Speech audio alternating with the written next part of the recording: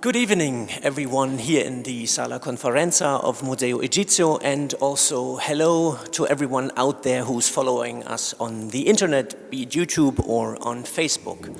I'm very happy to welcome Dr. Aaron de Souza here next to me, and before I'm going to say some words about, some introductory words about what he's going to talk about today, I want to briefly introduce Aaron to you in order for you to have an idea who Aaron is as a scholar. He's currently postdoctoral research fellow of the Lise Meitner Foundation at the University of, not the University of Vienna, but the Austrian Archaeological Institute, the Austrian Academy of Sciences in Vienna, and he's leading a project that is called Living Nubia, New Perspectives on Nubian Settlements. Next to this, he's also interdisciplinary active, particularly also in publishing research, and he's one of the founding members of the so-called Interdisciplinary Egyptological Journal that is also based in Vienna. One of his key publications is his monograph that is devoted to the so-called pengrave culture and the ceramic tradition. It's called New Horizons, the Pengrave Ceramic Tradition in Context, and it's part of the Middle Kingdom Studies series published by Golden House Publishing, London. He has published extensively also in other formats, particularly in scholarly journals, and one of his indeed main focus is the said pengrave culture, is, let's say, Middle Nubian pottery and pottery making and tradition. On the other hand, this also includes questions about Egyptian-Nubian relationships that are materialized or can be seen or not in these kind of material and cultural remains. And next to these studies of ceramic more into the cultural communication area, Aaron is also using modern means of analysis, for instance, ceramic petrography, and also reflectance transformation imaging in order to understand a little bit more about the making and manufacture and technology of the said Nubian ceramic. He is also lecturing and also teaching at a number of universities, recently at Uppsala University, but also before he taught at Tel Aviv University, obviously also at Vienna University, and in his own, let's say, Egyptological home at Macquarie University in Sydney. He is active or was active in a number of field projects. Currently, he is engaged in the Tell Edfu project at Edfu, obviously, and in the past also with the Aswan Komombo archaeological project, the Hierakonpolis expedition. He worked at Dendara and also with the Helwan project. And this topic, the topic of his talk today, really tackles touches upon some of the key words and terms that are already used in my brief introduction, which is the question, what is Egyptian or what is Nubian? And I'm then opening the floor to Aaron to tell us more about this question, Egyptian or Nubian, towards a more nuanced view of ancient cultural diversity.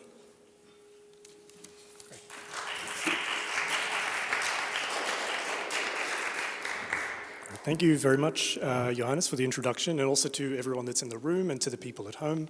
But before I start, I also want to say a big thank you to Dr. Christian Greco and Dr. Luigi Prada for the invitation to be here this evening, and also to Elisa Fanetti for doing all of the organizing of the travel and everything. I've been very, very well looked after. I feel very special. And I was talking to one of the colleagues here earlier, Shanali, saying that this sort of stuff doesn't normally happen to a child of immigrants from Western Sydney. So it's very exciting to be here and talk to you today. So what I want to talk about, as Johannes said, is this idea that underpins a lot of my research, which is this question of what is Egyptian, what is Nubian, and how do the two relate to one another. And this boils down to a question of identity and specifically how it relates to material culture, which is the objects that people make and people use and people discard. And specifically, I'm interested in how that material culture reflects this complicated relationship, or relationships, I should say plural, between ancient Egyptians and Nubians. But before I do that, I want to pose a question to all of you here today and also at home. And it's a question that I want you to think about as we're going through the talk. It's a question that I will keep coming back to, and that is, what is your identity? And I will be talking a little bit about my own identity through the course of the talk. I will say, of course, that we shouldn't always draw direct parallels between the ancient world and the modern world, because we live in very, very different times and the world is very different. But by doing this, what I'm trying to get you to see is that these topics are quite relatable, and that it's a human story also that we're trying to tell, but also to make it easier to see this complexity, that if we can relate it to our life today, maybe it's easy to understand things in the world outside of our own. But before I get into the talk, I want to introduce you to some people. So on the screen you can see a young couple, newly married. They're living in Singapore. They speak English because Singapore is an British colony. But at home and sometimes at work, they will speak Malay. Not all the time, but they speak Malay and English. They have two daughters. Scrolling through my notes here. They have two daughters that were born while they were living in Singapore. The older girl is educated in English, but she also had to learn Malay as a second language in the early years of her school. Then in 1980, this family migrated to Australia, and you can probably understand now who these people are. The following year, they become Australian citizens.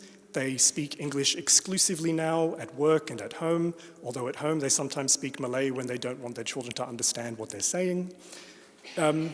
And in 1982, they have a third child, who is this rather chunky little baby, who is a boy, and he's born as an Australian citizen because his parents are Australian citizens.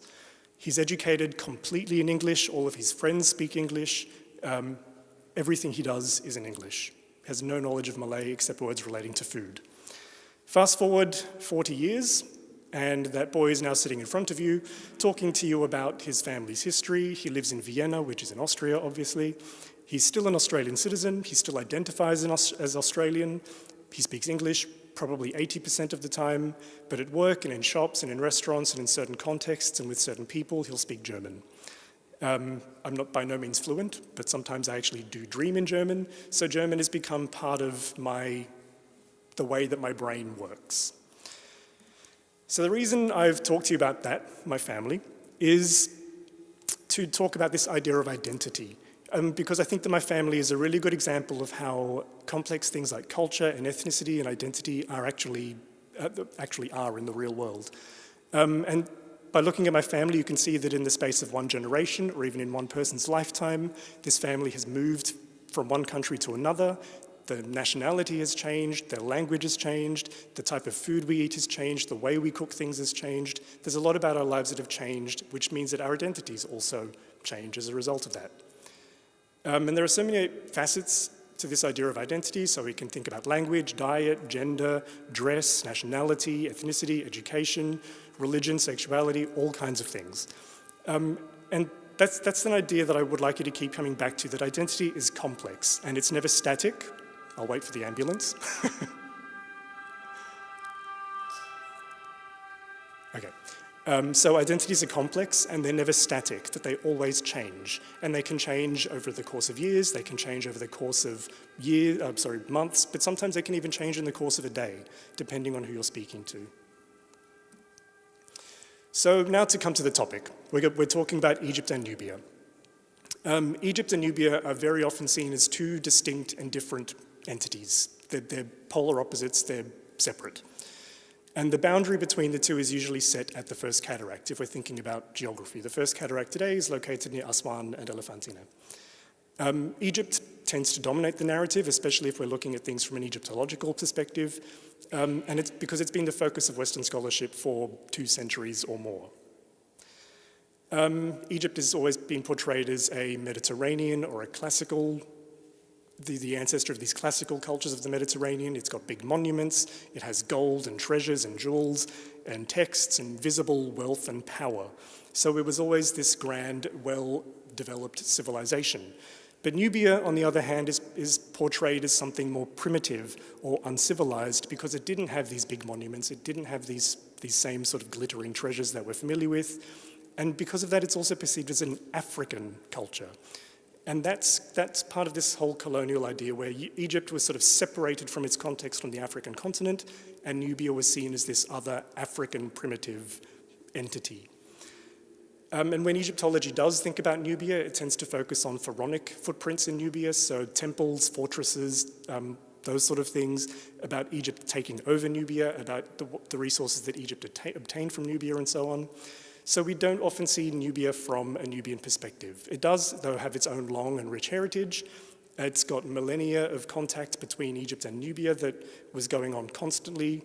But somehow Egypt still dominates the narrative when we're looking at things from Egyptology, or from the perspective of Egyptology.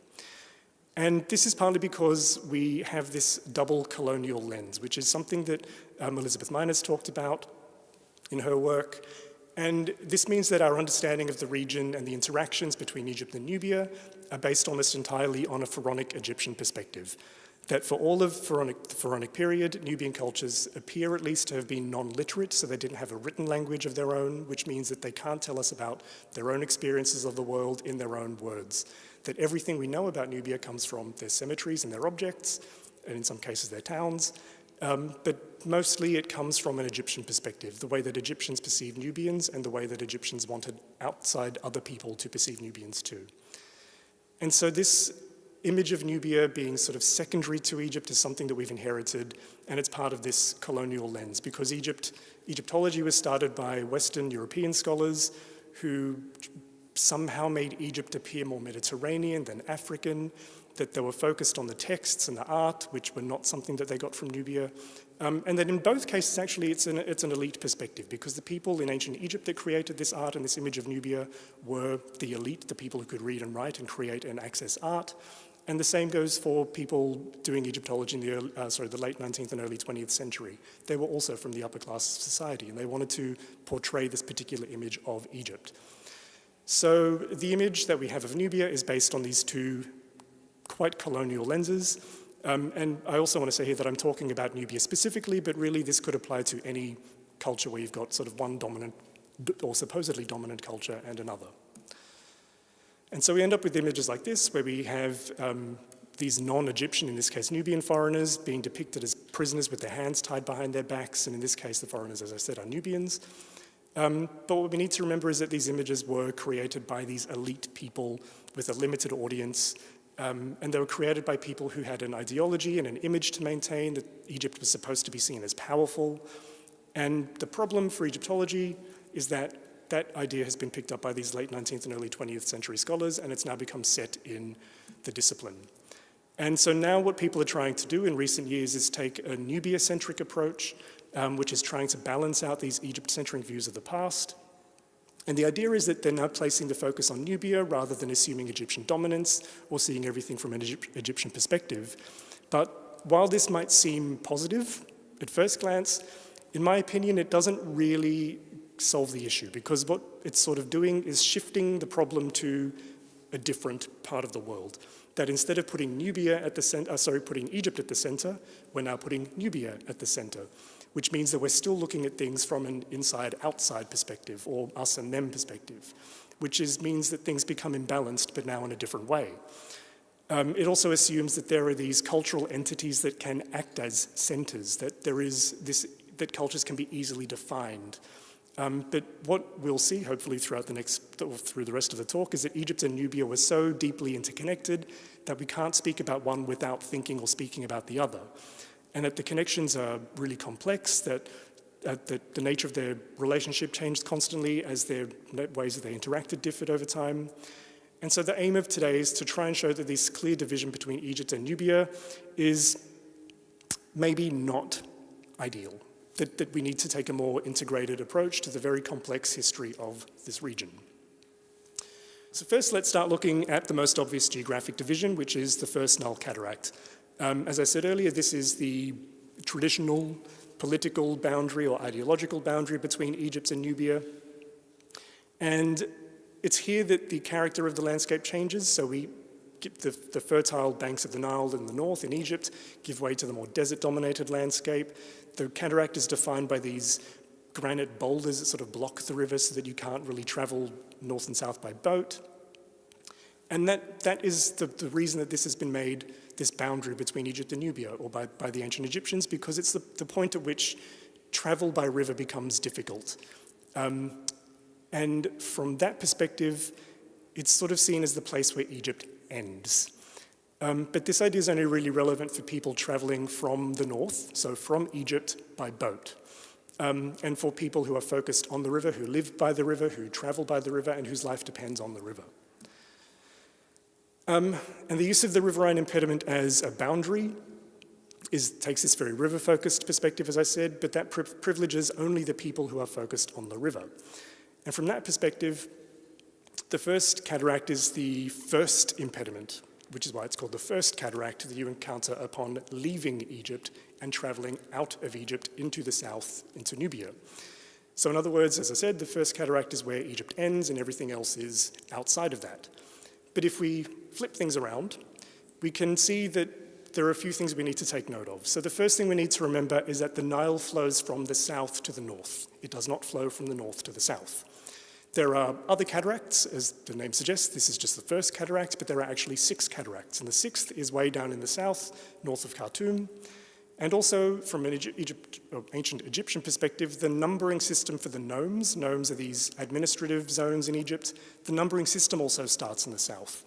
So if you flip things around, you can see that the First Cataract, in a way, becomes the last cataract. So it's the cataract that you encounter or that you have to get through when you leave Nubia and go into the Egyptian Nile Valley.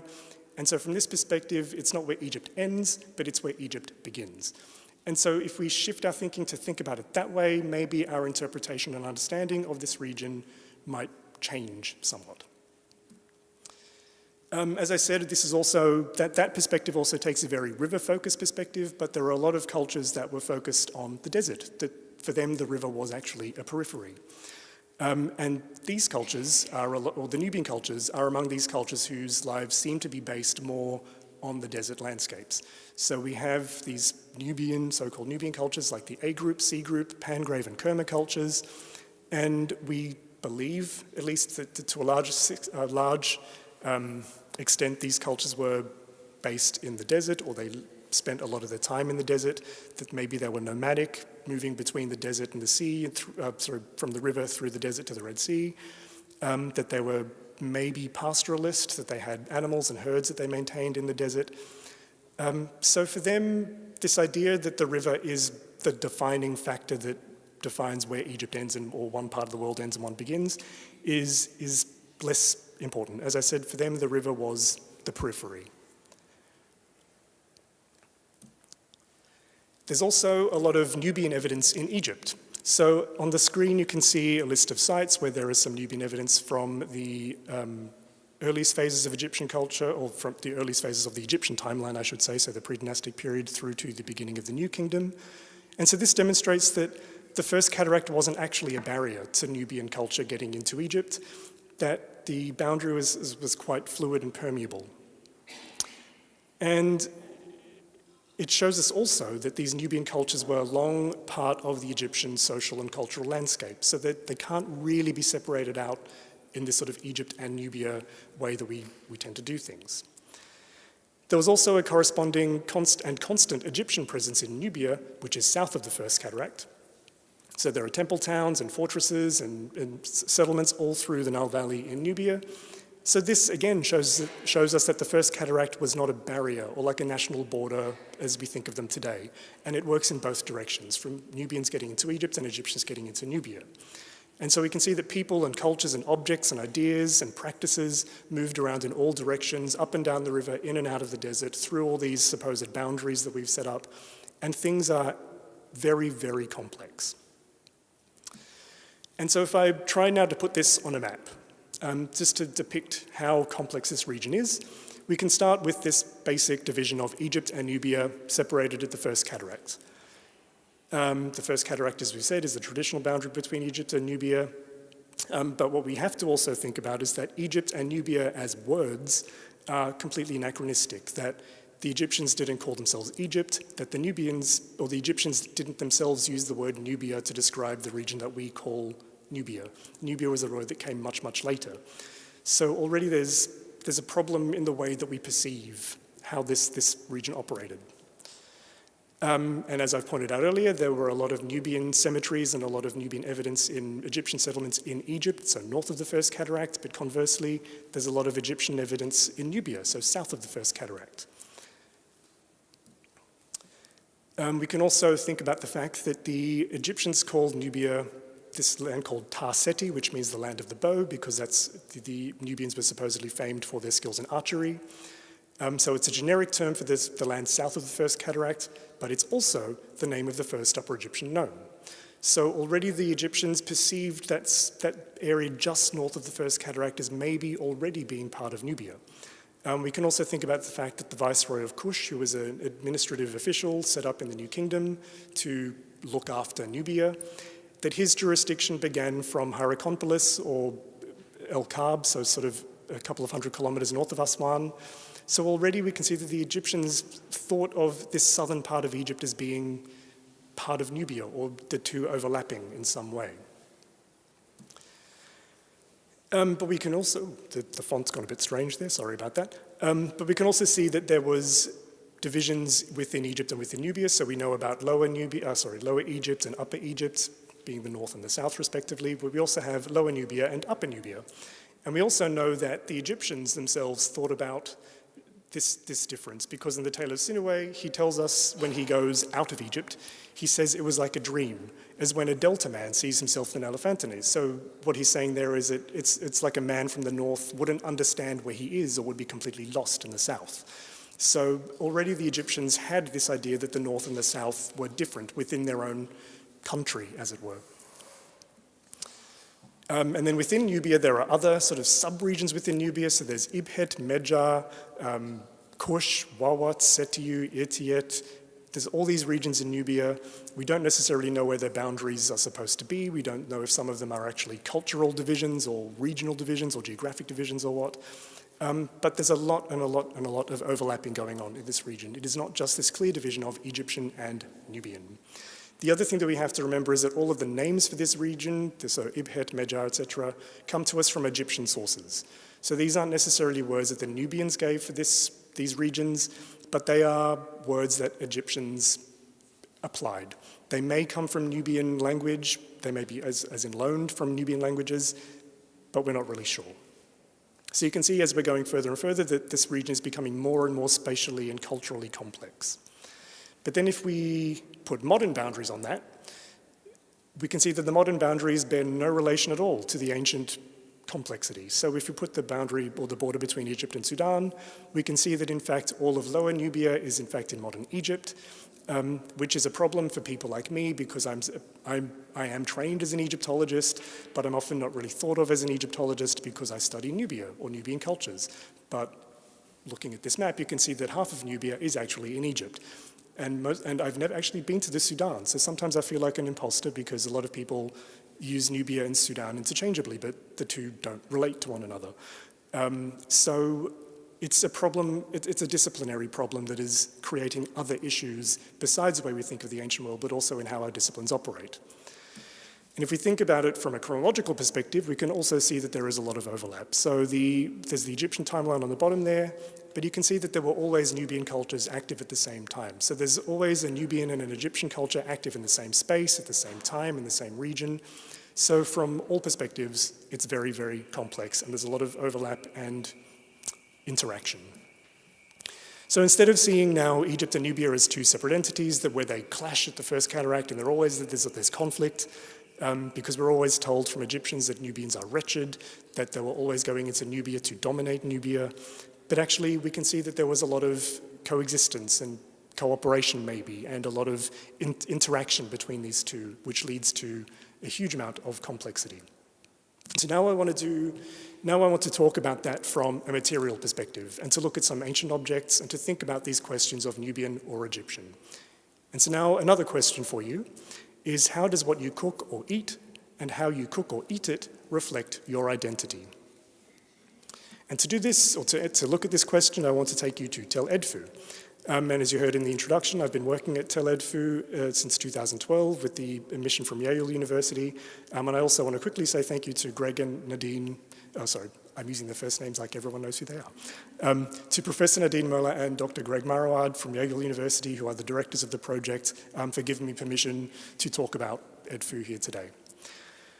So specifically at Edfu, I've been studying this Nubian-style pottery, or so-called Nubian-style pottery, which occurs in relative abundance in context from the end of the Middle Kingdom to the very start of the 18th dynasty. We also have some from the late Old Kingdom, but today I want to focus on that sort of second intermediate period, early 18th dynasty phase. The pottery is generally described as Nubian because it is, the pottery is described as utilitarian because it is rough in character. It's usually coated in a layer of black soot, which is from it being used over a fire, probably for cooking. So even though, as you can see on the screen, it's a lot of sherds, even though it doesn't look very exciting, we can actually learn a lot about society from this what is effectively rubbish.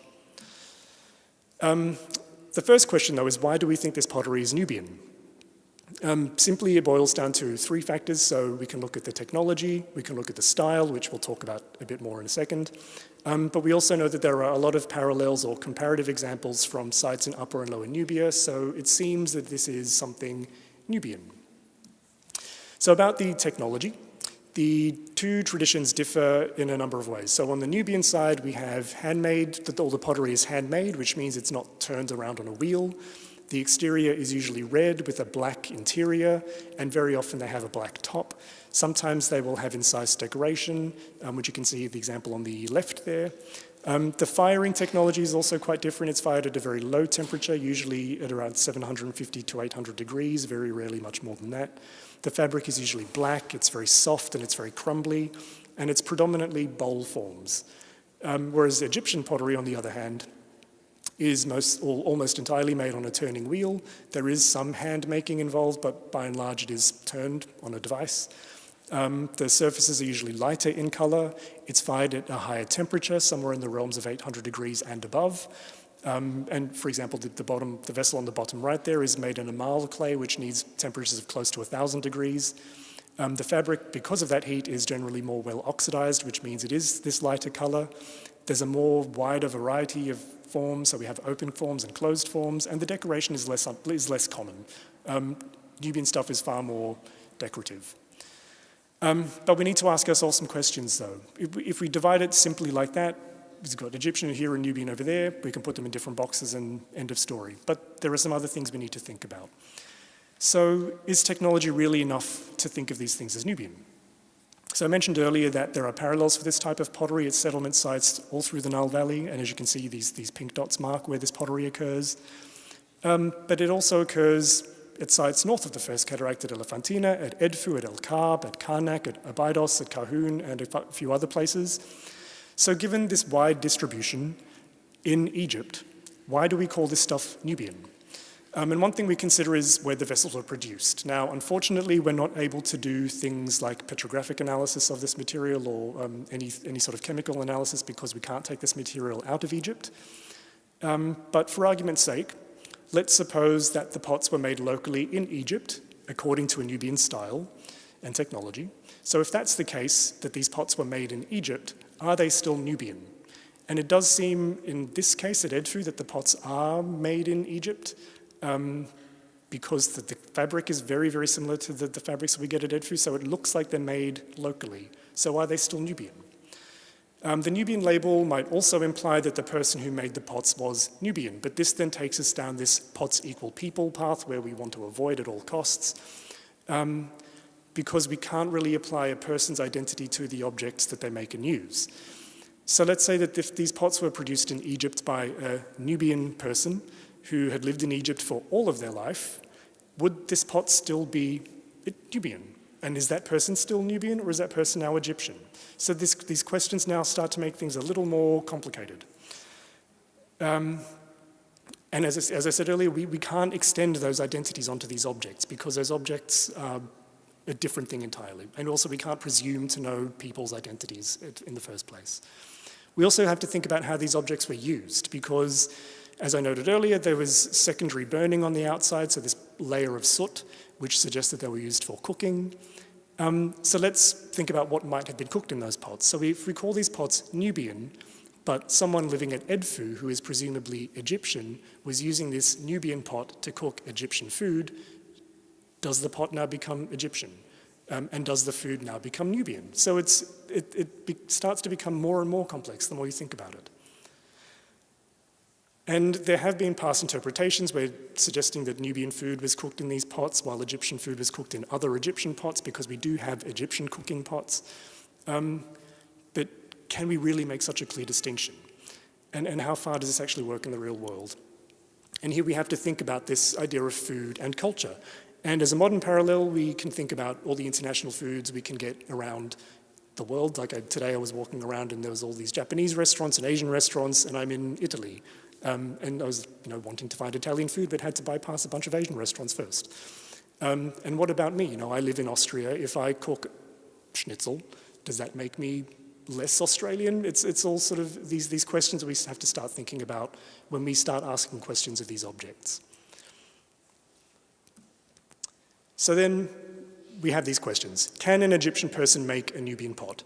Must a Nubian pot come from Nubia? And can you cook Egyptian food in a Nubian pot? These are questions that we probably will never be able to answer, but they're questions that are, I think, important to think about when we're studying this material so that we don't just divide things in the way that we have been for a long time.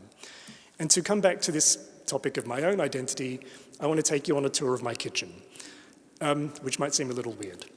So in my kitchen in Austria, I have a shelf of spices that are typically used for Southeast Asian and Indian cooking, but I've also got sauces and things from Asia mostly, but also from Mexico, from Germany, from Britain, and a few other places. And in one of my kitchen drawers, this silver thing, which looks like a cheese grater, that's for making this Austrian and German dish called Spätzle, which is like a little noodly pasta type thing. But I've also got, on the top right there, you can see I've got a wok, I've got some bamboo steamers, which are in Chinese style, and I've also got normal Western cooking pots. And again, we have to remember that our world is much more globalized than it was in ancient Egypt, but when you start to think about how we use things and how we think about things in ourselves in relation to these objects, we can maybe ask the same questions of the ancient objects. So if I'm making Spätzle, which in the Austrian style, does that make me any less Australian? Does it make me more Austrian? I'm not sure. I also want to point out at this point that the wok is actually made in the Netherlands. So what does that tell you? Everything's a mix. Next question, and this relates to the idea of domestic objects that are used in the house. How does your home reflect your identity? And to look at this, we'll come briefly to the project that I'm doing now, which is called Living Nubia, which is looking at Nubian settlements, and to think about how people lived day to day in the Nile Valley, because we know a lot about Nubian cemeteries, but we know very little about Nubian living and Nubian houses. And it's also supported by the Austrian Science Fund through the Lise Meitner program. And I also want to say thank you to the Austrian Archaeological Institute for hosting me for all of these years. The thing that I want to focus on today for the next couple of minutes is this sort of fundamental idea that's become fixed in the literature, that Nubians build round things and Egyptians build rectangular things. The Nubians use stone and Egyptians use brick. This assumption has sort of become fixed in the literature somehow. There's a number of reasons which I won't go into because we don't have enough time. It's not to say that Nubians only build circular houses, but very often a round building is used or is generally defined or taken as a diagnostic feature for a Nubian structure, that Egyptians never build round things, but we don't know that. So how accurate is this assumption, and what do we do with it? So if we look at a couple of examples, this is Uranati Area FC, Uranati is a fortress in Nubia, and Area FC is this little domestic installment that's outside of the fortress on the slopes. So it's not clear what was going on here, but if we look at the architecture, you can see that the buildings are mostly circular, or they've got these curving walls, and the building in the top of the center there is sort of D-shaped. So they would automatically be put in this Nubian architecture box. But the material culture from these houses is entirely Egyptian. The ceramic assemblage is completely Egyptian style. There's no Nubian style pottery in these houses, so what is going on? Do we have an Egyptian community living in non-Egyptian buildings that were already existing? Do we have a local community of Nubians using Egyptian-style material culture because they're near an Egyptian fortress? Is there some other explanation? We don't know. One thing I like to think about is when we go to fieldwork as archaeologists, we are moving from our usual European or Australian or whatever house into an Egyptian or Sudanese house, which is very different to our own. But within a matter of 2 days, it feels like our space. And so humans are very good at adapting to changing spaces. So we need to also think about that. Another example we can look at here is called SJE Site 147A. And this is a site that was documented by the Scandinavian Joint Expedition in the 1960s. And you can see that this house, or this structure, looks fairly normal. It's rectilinear, it's got 2 rooms. It's very comparable to Egyptian houses of the same period, that being the Second Intermediate period, which we find even as far north as the Nile Delta. But if we look at the material culture, it's a big mix. So there is predominantly Nubian material culture in this house. We've got fine wares and coarse wares and cooking pots and tools used for scraping and things. So there's a big Nubian component, but there is also some Egyptian stuff. There is also some Levantine pottery. Who is living here? Is this a Nubians living in an Egyptian-style house? Are they Egyptians using Nubian objects? What's going on? There's more questions and answers when we actually start to pull these things apart, rather than making these bold assumptions like circle is Nubian, square is Egyptian. And the next and final case study that I want to come to is led again by another question, and that is, if you were to commission a portrait of yourself, how would you be depicted? And to look at this question, we are going to talk about this object here called the Stela of Nenu, which is in the Boston Museum of Fine Arts. And it is dedicated to a guy named Nenu, who is described as a Nehesi. Nehesi means Nubian, and is dated to the First Intermediate period, which is sort of about 2100 BC-ish. There's a number of stela of the same period in the museum here, which I had a look at today, which was really cool. And on the stela here, Nenu is depicted with his wife, and they are receiving offerings from their children, possibly from attendants also. He's carrying a bow with a quiver of arrows. He's also accompanied by hunting dogs, maybe. So he's presumably an archer. And the important point here is that he's described as a Nehesi, which we know is this generic Egyptian word that we would translate now as Nubian. So let's look at some of the features. So we have here some iconographic features that have denoted or been used to denote Nenu as Nubian. So the first thing we can see is that first of all, he's called a Nubian or a Nehesi in the text. He has dark brown skin, which is usually used to, or people usually think of as being something Nubian. He's wearing a sash, which is a Nubian style of dress. He's carrying a bow and arrow, which is something that is also normally associated with Nubians, and also he's accompanied by dogs, which is also something that people think of as associated with Nubian archers and hunters. But there are also a number of Egyptian features. So the object type itself, a stela, is typically thought of as an Egyptian object, even though there are some types of stela from Nubia from earlier periods. The text is written in Egyptian hieroglyphs. His wife has yellow skin, which generally would be thought of as Egyptian because she's fairer. We won't go into all of the problems of assuming someone's identity because of their skin color. That's a different story. But also the artistic canons. The way that the people are drawn and depicted is following Egyptian style. So the shoulders are drawn frontally, faces in profile, their feet like the walk like an Egyptian type sort of stance. So there's all of these Egyptian features on this object as well. And then we can think about his name first. So we'll think about a few things, but first his name. So his name is Nenu, and we can see that in the detail that I've got here in the box, where it says Nenu the Nehesi. His name is written in Egyptian hieroglyphs, so it is Egyptian, but it's written phonetically, which is not normal for this kind of a name. The word Nenu is spelt in a way that might mean weariness or inertness, which seems like an unusual name to give to a person. But then if we think about some names these days, like Tristan, which means sadness in French, or Dolores in Spanish, which means sorrow. So there are names that do mean these sort of negative things. So it's not really that strange, maybe. But the way that it's written is strange. It's also just generally a strange name for the period. So maybe it is a Nubian name that's been written in Egyptian hieroglyphs. And so if his name is apparently Nubian, does that mean that Nenu is also Nubian? But now, to come back to my family again, we'll think about some names in my family. My dad, this was my dad in 1980, so it's a long time ago. But his name, he has this very grand name. His name is Charles Maximilian Louis de Souza. So he's named after every Holy Roman Emperor. His name is partly French. His surname is Portuguese, but he is none of those things. My name is Aaron Mark de Souza. My first name is Hebrew, my middle name is spelt in the French way, and my surname obviously is also Portuguese. But I'm neither Jewish nor French nor Portuguese. My family's from Singapore and I'm Australian. So can we really make assumptions about people based on what their names are? So coming back to Nenu, what's going on?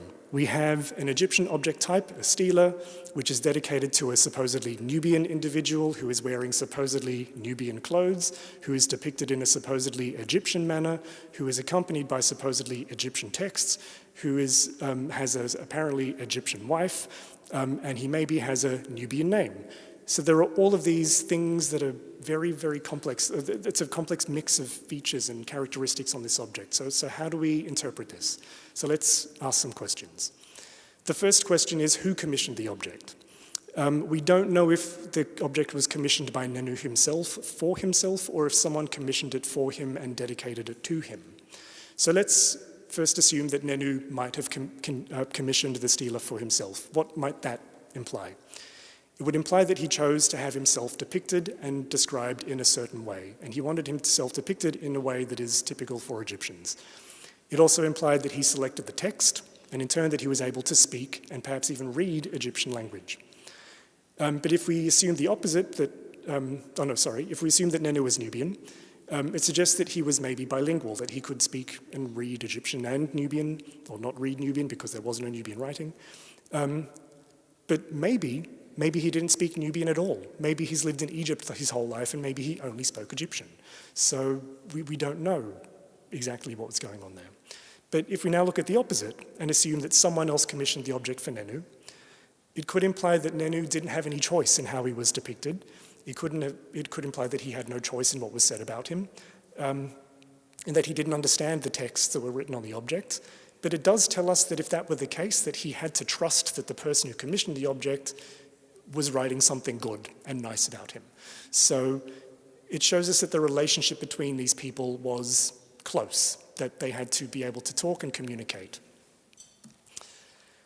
The next question we can ask is, could Nenu read the text? We've already talked about this a little bit.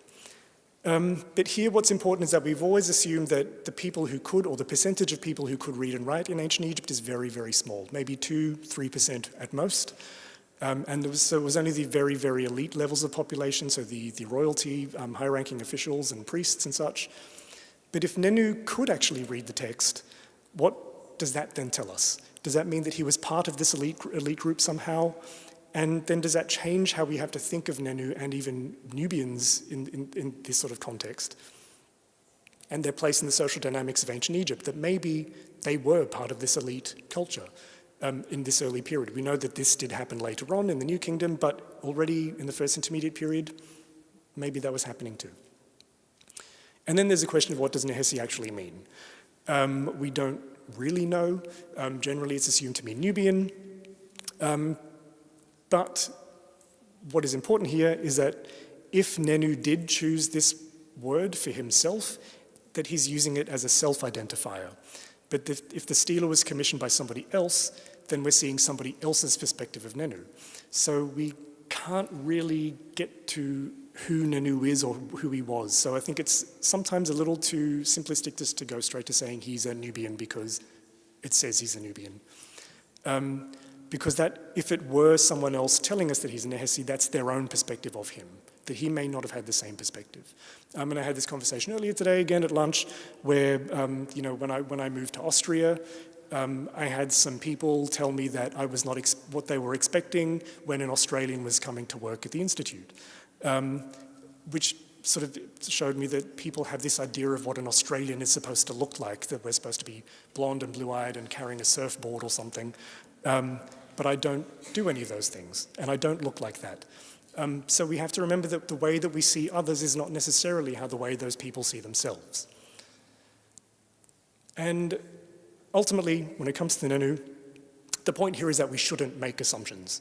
And not just Nenu, but with everything that I've talked about. We shouldn't make assumptions. In the case of Nenu, thinking about him as being Nubian automatically makes us think certain things about him and about his place in society and about his relationships with others. But if we start to ask these more complicated questions, our idea of who Nenu might have been becomes a little more complex.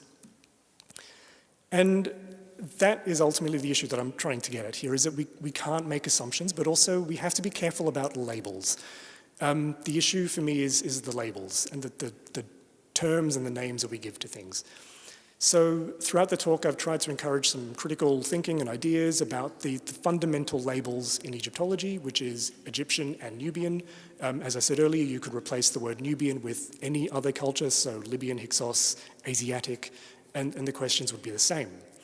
So this fundamental division between Egyptian and other heavily impacts the way that we think about objects, about Egypt, about Nubia, about the region as a whole. And it's important, in my opinion at least, to try and blur these boundaries a little bit more rather than reinforcing them, especially when we have these situations where cultures come into contact with one another, because things get exchanged and interactions happen in very complex ways. Things are never so clear. But this is where the challenge comes in for people like us, because how can we identify contact and exchange and interaction if we don't first find entities that can come into contact with one another?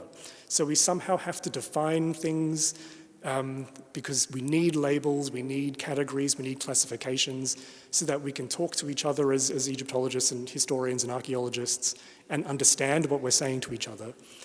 But the key issue is that when we use those labels or when we define those labels, we have to be very clear what they mean to us, why we're choosing to use them, and how we're choosing to use them. So rather than actively, in this case, looking for Nubians or Egyptians or any other culture, we first have to establish what those terms mean and why we're using them. So why are we looking for Nubians and Egyptians? Why are we choosing to apply these labels? And what are the benefits and dangers of doing so? And so instead of imposing fixed boundaries onto the archaeological and historical records, we have to look at the spaces between, because that's, to me, at least that's where it becomes really interesting, because it makes you think about things in a different way, in a more complex way. It makes you think about yourself and your own experience of the world a bit more. And it also means that we can do something with these things that don't easily fit into one of the two boxes. I mean, Nenu is neither Egyptian nor Nubian, but he sort of gets lumped into the Nubian box because he's called a Nehesi, but the object is Egyptian. So we can see that Nenu himself, or the object, falls into this crack between. But if we start to ask these questions, we can begin to think about things that fall into this gap. And so instead of making the data fit the categories and the definitions that we've tried to establish, we have to make the categories fit the data that we have. And I think that that is the aim of what I'm trying to say here. And as a final comment before I finish up, the reason that I've gone back and asked you about these questions about yourself and your own identity and talked about mine is because we know that our own culture, that our own identity, that our own interactions with others in the world around us is incredibly complex, that it changes from day to day. It changes the way that we see ourselves and others within minutes sometimes. So we have to think about the ancient world in that sort of way as well. It can't be simplified in a way that doesn't exist in our own lives. So with that, I want to ask you one last question again. What is your identity? But I want to replace that question now with, what are your identities? Because I hope at least, I've demonstrated that identity is not singular. It changes, it fluctuates, so we all have more than one identity. Thank you.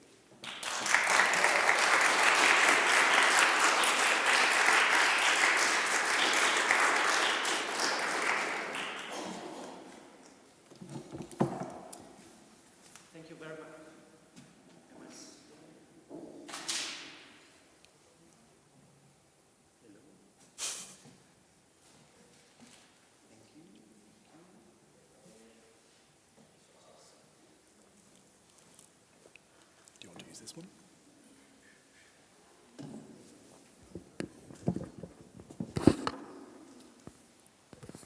Thank you, Aaron, for this wonderful deep discussion of issues concerning terminology, labels, geographical boundaries.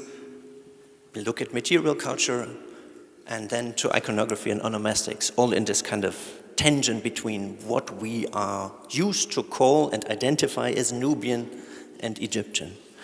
Are there at the moment questions in the audience for Aaron?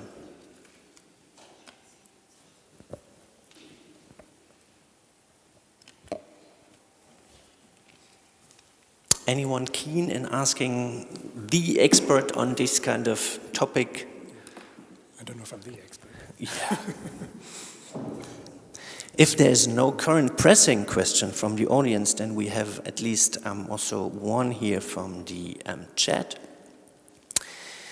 There's a question related to more the, let's say, general political history of Nubia in terms of the Nubian A group. And there's a question whether this A group was made extinct or annihilated by Egypt or by ancient Egypt, by the forces of the pharaonic power. No. So simple answer is no. It's a difficult thing to explain. It's something that my colleague and friend, actually, Maria Gatto, is working on extensively. I was working with Maria last December, and we also talked about this. But it seems more like what we know as the A group changed the way that they functioned. So where they were sort of becoming almost like a proto-state, I guess, that sort of was rivaling early Egypt. When Egypt became Egypt, the A group sort of seems to have changed. It didn't go away. And we know this now. We're getting more and more material evidence for this. So at Edfu, for example, as I mentioned, we have Nubian pottery in contexts where the Nubians were supposed to have disappeared, so in the 5th dynasty. And for a bit of background, the idea is that the A group sort of disappeared at the beginning of the New Kingdom, and that there was no sort of Nubian culture in the Nile Valley. There was a hiatus until somewhere around the First Intermediate period. So there was a few hundred years of apparently no Nubians. But we now have Nubian evidence or material culture, most in the form of ceramics from sites like Edfu, from Elephantine, which is sort of called this pre-Kerma stuff. So no, they didn't go away. That they just sort of changed the way that they functioned. Maybe they went back to a more pastoral existence, maybe they moved back to the desert or something. And also if you look at the material culture of the A group and the C group, you can see that there is some continuity in the way that they make pottery, the way they decorate pottery. So there is, it didn't go away. It's a difficult, and I'm really not the person to answer this question in any great detail, so I hope I've done okay. But then you might be able to answer the other question that we have, and this touches more upon something that you also put sort of in the center of your talk, which is cuisine. I also remembered that when you started, you told us that you only knew a few words in Malayan for food. Mm-hmm. So food and identity is key, and also me as a German here in Italy, I also understand this concept of food as a really key means of identification better than before. And you also showed, these photos of your kitchen and all the paraphernalia for making different kinds of food using all kind of different ingredients. The question now is something really particularly related to the actual foodstuffs. How much do we actually know about, let's say, difference between Egyptian and Nubian cuisine and food culture? Not a lot. So there has been a study done by Stuart Tyson Smith for Ascoot, where he analyzed the fatty acids in the ceramics that were used for cooking at the fortress. He did find that there was a difference in that. I think if I remember, it's a long time ago since I read this, but he did find a difference in the fatty acid signatures between the two types of pottery. So the sort of idea was that they were cooking two different types of food. Whether that means that one was Nubian food and one was Egyptian food is a whole different question. But it seems like they were using different things for different types of food.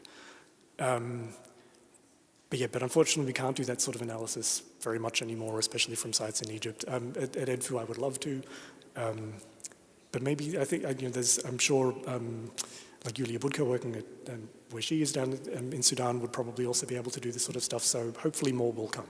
Yeah, I think also in this regard, thanks to the state of Sudan allowing archaeologists to export samples from Sudanese archaeological context, there are indeed studies that are trying to tackle the question, what was eaten, for instance, and consumed at the New Kingdom pharaonic foundations, such as Amara West, in contrast to other sites, based on the archaeobotanical record and also in terms of residue analyses. We have a few more questions. One question is, how do we move forward in discussing ancient identities given all these complexities you pointed out in your talk? And I might add the question, can we still use the term Nubia and Egypt, or Nubian and Egyptian? So do you have an idea how to overcome that? Or do we need to, when we use Egyptian and Nubian, we need to be aware of all these complexities so that our understanding of the term is less strict, but gets a broader significance. Exactly what you just said. So I think that there is, I don't think we can ever get past having labels. As I said, we need labels, because otherwise I could be sitting here, if I come up with a new word for Nubia and Johannes is still using Nubia, then we would be talking about the same thing but using different language, and it wouldn't work. But what is important is that when we use those terms, we make clear what we mean when we use those words. So mostly now, whenever I write an article or something, I will always have at least a paragraph in there saying that when I say Nubia, I mean this. I know that Nubia is not the appropriate term because it is anachronistic to the period.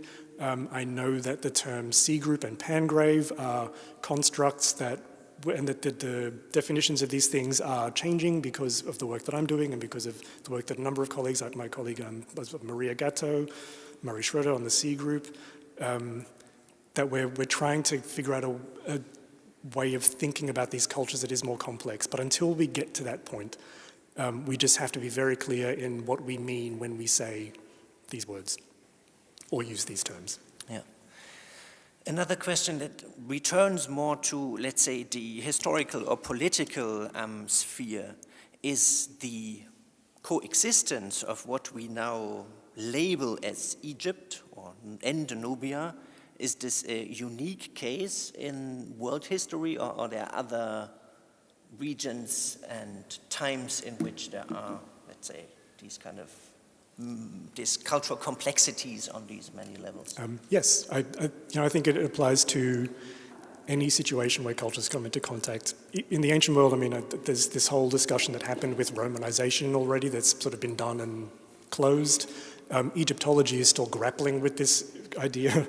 There's this word Egyptianization that gets thrown around a lot. So Egyptology is still working through these issues. But it still applies to the modern world. I won't go into detail, but my own experiences in Austria of cultural contact in this environment has been very educational for me. To see the ways that people interact with one another in that context, and to see the way that people interact with me in that context, especially when we go to sort of government offices and things, when you're a foreigner but you're now living in their country and you have to do things in a certain way, and these things do happen all the time. And I think if we sort of look at our own lives and our own day-to-day interactions, you see them quite clearly and easily. Have there in the meantime any other questions that arise in the auditorium? If this is not the case, then I would here again want to thank Aaron for sharing his insights into the complex and complicated relationships between Egypt and Nubia with us. and yeah, give it up for.